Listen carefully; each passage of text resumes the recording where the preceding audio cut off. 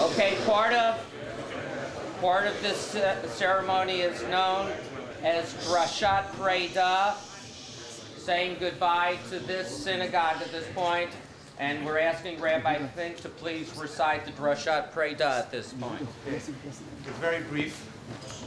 Yeah, they always say that. There is a tradition that we have that even domain, even things that are inanimate, are able to receive the holy waves of things that are done with sanctity. And therefore, it is customary before one leaves a house, which is a house of prayer and a house of study, to make remarks that have to do with thanksgiving and hakaras hatov. So that what we have to say before we leave the walls of this synagogue are to say that there were many simachot, many simchas that were celebrated here.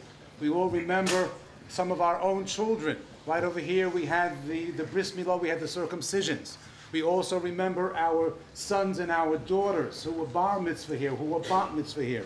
We also know that there were unfortunately a number of people who passed away, and we had the eulogies from this very same spot.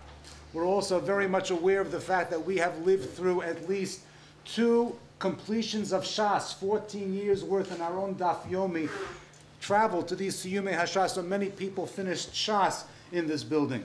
We also know that a tremendous amount of charity was collected and distributed from the people who inhabited this building and the people who came to this building for assistance. We also know that a tremendous amount of hachnosas orchim, a tremendous amount of chesed, was performed in this building, so that the walls of this building reverberate with holiness.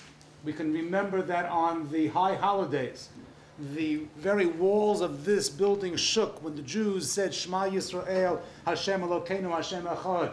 And when the sounds of the shofar, of Malchios, Zichronos, and shofar were blown.